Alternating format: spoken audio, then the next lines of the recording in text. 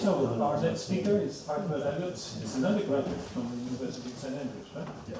And he's going to be speaking about streaming process-based skeleton libraries for Erlang.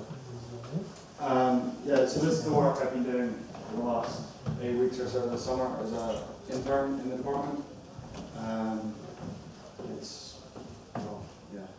That's part of the Paraphrase project. So briefly, this talk's going to be about, to start off with, I'm going to just give an overview as to why we want parallelism, and then why in particular we chose skeletons, and then going into how we develop skeletons in Erlang and the results that this library has given us. All of this is fairly common knowledge. Everyone knows that the single core processor is almost completely obsolete. We know that hardware systems are moving onwards quite a lot. We're looking at computers with 30+ processors are on the horizon, very close. Joe Armstrong, the inventor of Erlang, said this, he thinks there'll be millions of cores in home desktop machines. This is perhaps a little bit of a hyperbole, but it's something worth considering and being, well, I think there's no problem in being ready for it. But our problem is that software systems are still not ready in the same way that our hardware systems are. Because our programming languages haven't caught up with how good our hardware systems are, this means that our software practices can't catch up, and hence our programmers cannot catch up with where hardware systems are with respect to parallelism. So in order to solve this, we need to make programming parallel systems easy. We need to even make it easier than writing sequential code. And this is how hard it is using threads and things. So the current approaches, certainly in industry,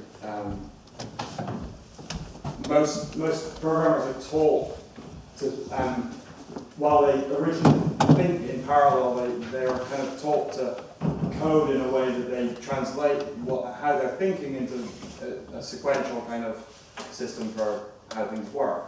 And this is a bit of a mismatch. The problem is that once you've got sequential code, it's very hard to make it scale. We're looking at where you've got 30 or more processors, and yes, you can, on computers that have got a few processors, modifying and accelerating sequential code does work, but it doesn't go beyond, it doesn't scale beyond about 10 processors. Typical concurrency techniques such as threads and message passing also don't really scale in the same way if you're dealing directly with the message passing and threads. Essentially, we feel that everything is too low level. Deadlocks, race conditions, they're too hard to think about when you need to make massive parallelisms. So the problem is that when we have deadlock, well, we've got them, and that makes programming with threads and message passing explicitly hard. So we need to adopt a different mindset. So our approach is that we provide a new set of abstractions to the programmer. We also provide them, we allow them to be second nature by them being so simple that they are very easy to understand.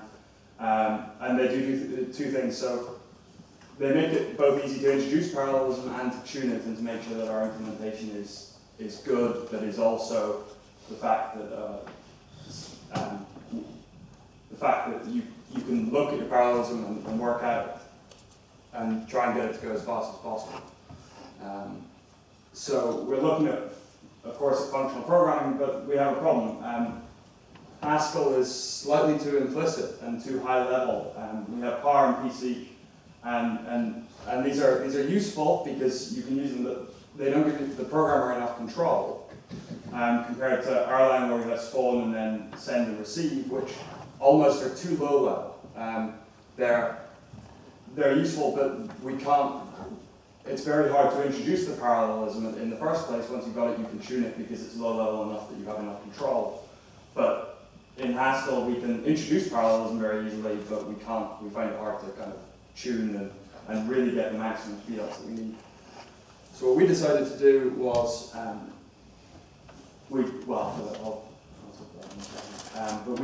so we start with parallel patterns, which are fairly obvious, and then we have our algorithm skeletons, which we have implementations of our parallel patterns. we decided to do it in Erlang essentially because it gave us the low-level control we needed, and then we could build the abstraction on top instead of trying to get control out of something that an abstraction that we didn't already have control. So fairly simply, this is how you start to use things. We have a method, basically a library call that you pass it in a skeleton and a set of input items, and these get, this is a list, but what we actually do is we send it there as a stream, so each item is sent there as a message to the system. And then we have a set of output items, which are, when they finally stream out the other end, we collect them again into another list, which is how it can be done. So we are making the assumption that our streams are finite, but there are other mechanisms that you can cope with infinite streams that we provide, but this is the most basic one. So we start out with essentially the most basic skeleton that we have, which is our sequential implementation. This is roughly what it looks like. Everything inside the dotted box is something associated with this particular skeleton. This just encapsulates a single sequential function. So essentially what we have here is we have this process that has the function sitting in it, and it waits for messages of a certain format, and it will put them through the function, and then it will push them out on the other end. So as you see here, you've got this is an atom that basically says we want this particular skeleton, we want a very basic function, and then a series of inputs, and then this is the series of outputs that you get. It's very basic. We go onwards, you can now start to pipeline, which is essentially functional composition at a skeleton level. These white boxes, they essentially represent another skeleton that you can put inside, that can be any of the other skeletons. And you pass something into one, when it comes out the other end, it goes into the next one. And then a very simple introduction, well, a very simple example is that we have one that adds one, and we have one that multiplies by 2, and then you see the results at the other end very easily. So this is our pipeline skeleton, and then we go on to our farm skeleton, which it's where we start to bring in a lot of parallelism that while the pipeline has some, this has arguably more. So here, these circles are also extra processes, but they don't have any user-defined behavior at them. This one will take a single input off here, and it will send it down one of these to one single instance of the skeleton, but it won't duplicate anything, and then when it comes out, this just collects them and forwards them all on. Once they've been through the skeleton, this one's also static, so you have a given degree of parallelism as to how much you want, which you specify like a number, which can be roughly how many cores you've got. And then here is an example that it's hard to demonstrate that there is parallelism here, because it's just right up there, but we've essentially sent these inputs through, and then they've been processed in a different way. But this does have the side effect that your inputs actually come out of order because of how the scheduler works. We don't make any guarantees about order. What we have is we have another skeleton that you can fit around that will take things that were once out of order and put them back in order should you need it. But that's not looking so much at parallelism, it's looking at the side effect of the non-determinism and trying to get rid of that. But we don't enforce you to use this ordering construct. The next we have a map, which is slightly different from a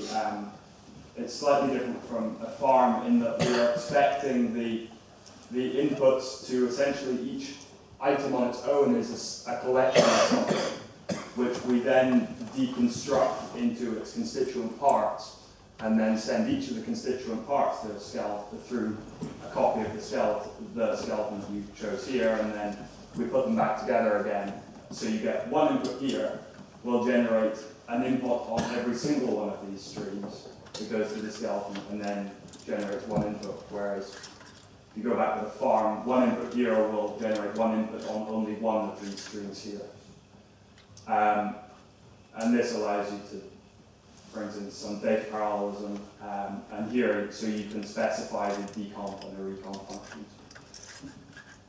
And then we go on, and we have, as you know, the last thing here is, Erlang is a dynamic language. We can't make any assertions about the number of the number of parts that you decompose each of your inputs into. So we can dynamically start the requisite number of skeletons. Our problem at the moment is that we can't dynamically stop them. We just leave them around, which there are ways around that that are Is there the same non-determinism on the backside here as there was in farm? Yes, there can be. There are various ways. So essentially, as soon as we get any parallelism, there's still non-determinism. There are other skeletons where there's a lot more non-determinism. This one is another one of kind of, it's one of the skeletons that you can't really embed another skeleton within. It's basically a parallel treefold. So we take our item that is expected to be some kind of collection and we split it up, and then we put, at this level here, we take 2 inputs and send 2 on to each of these, but then they will get reduced to 1 and then that forwards it on. This is also started dynamically because you can't, you said again, you can't make the same component. And the only other important bit here is that the function R is binary, but it has to be both commutative and associative, or else the results are non-determinate. But we don't require a unit value. We actually have our own system level unit value that you specify. So you don't have to make sure that your decomp function produces a power of 2 output. Instead, you can produce as many outputs as you want, and we will supply the dummy value that our processors here know that it is a dummy value. Because while you can have functions that are both commutative and associative, they may not have a unit value, which can be a bit of fun. So here is a very basic case where we take all the numbers in these tuples and sum them up. Why does it have to be commutative? I was expecting a monoid there. I'm not 100% sure, but the literature that I was working off was saying that it needs to be both commutative and associative. I mean, certainly there's an ordering in the input. As long as I respect that ordering, I see no point why I should require the operation to be commutative. I mean, it's all about the split up. You can't predict how we split up the data. So that's associative. Why commutative? I think it's due to quite how the treefold works in the fact that, say, if you have 1 extra, you need the commutativity. But I'm still not 100% sure. So I'll get back to you on that. And then the last one we have here is basically a feedback skeleton, which allows you to, you have a skeleton inside, but then you have this predicate that if this matches, so if this returns true, inputs go back round and then they go through the skeleton again, which allows you to do various bits of processing. One of the things is, due to one of our constraints, one input into the skeleton only produces 1 output at the other end, which means we can't both, at the moment, we can't both forward and feed back. However, we may change that depending on exactly how the library gets used.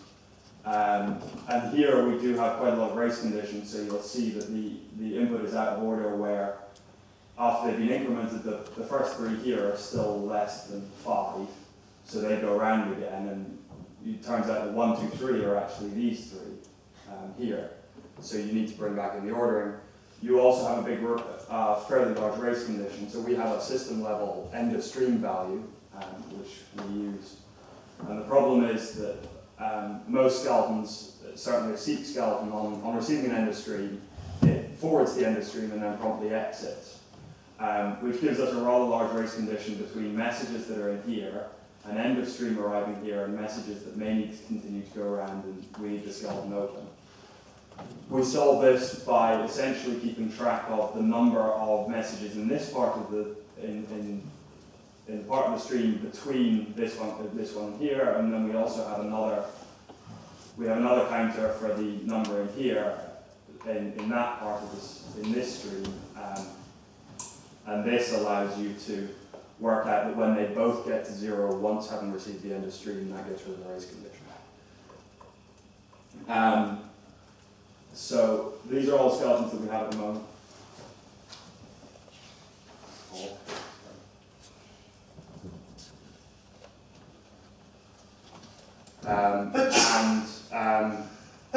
We've got a few preliminary results, so we've been running some tests with regular tasks for a few. We've got a few results, but we want to do a lot more benchmarks so that we can kind of see what's really happening and how good the speed ups we're getting.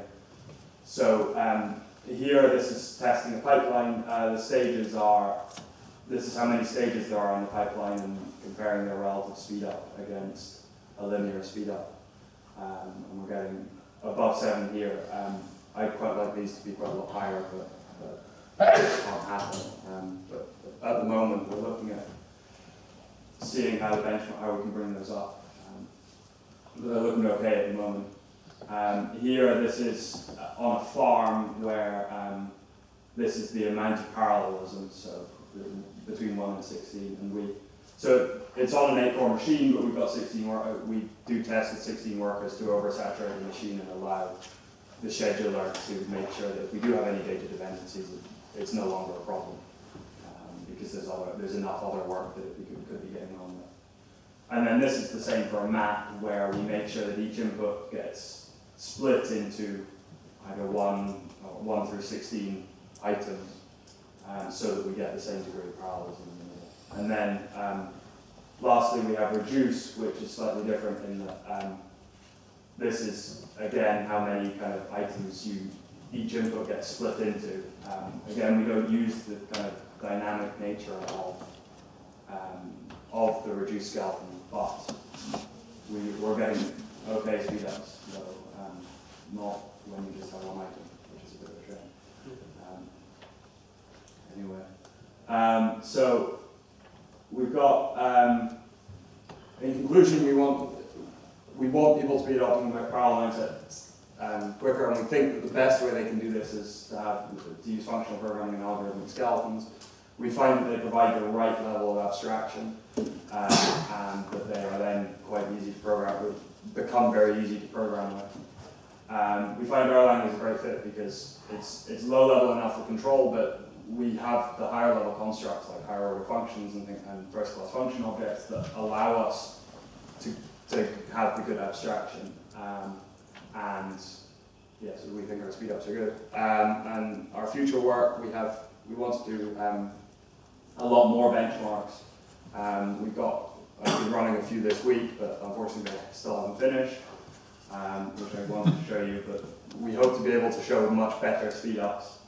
And we're looking at also implementing a few other higher order skeletons as part of the Paraphrase project. So our skeletons at the moment, we believe, can be combined to do these. The reason that we had chosen our basic set is because they are essentially atomic. They are the smallest available skeletons we can. They are pretty much indivisible, and you can build up much more complex systems just from these basic building blocks, which is why we chose them. But we're now going to look at building up these particular skeletons and maybe having some specialized ones that work on this the same.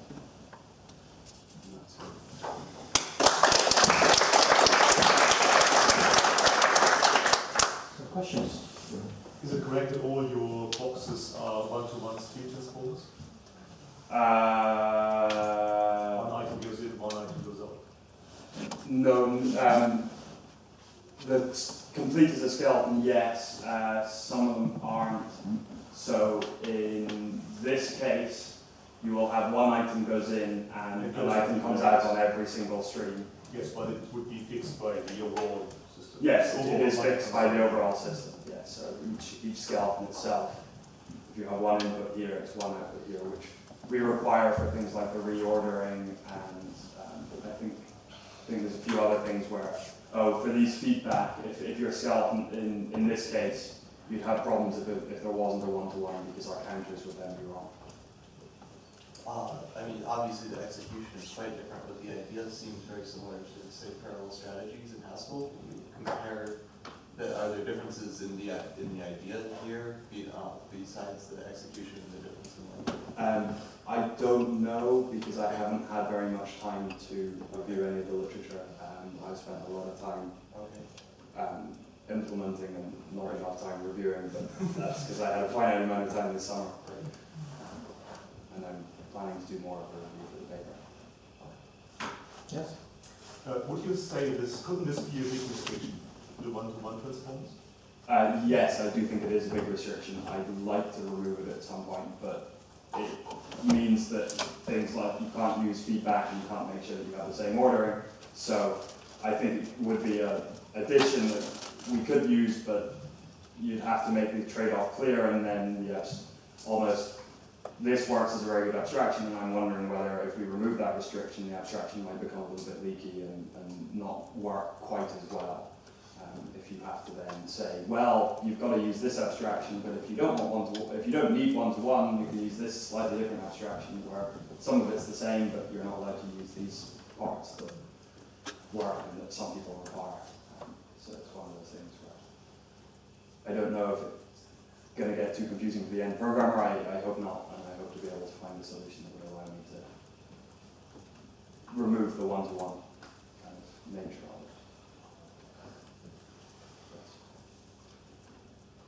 And do these skeletons have properties that you can use when proving things about programs?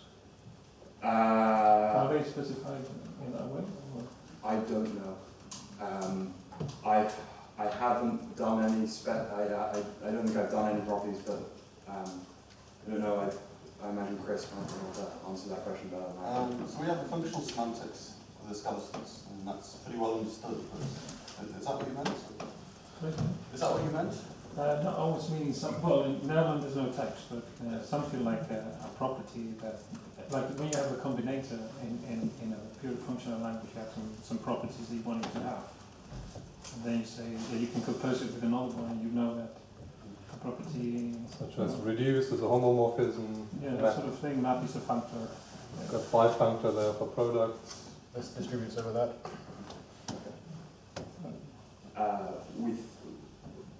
That could be something we could look at, certainly. Yeah. Okay, so let's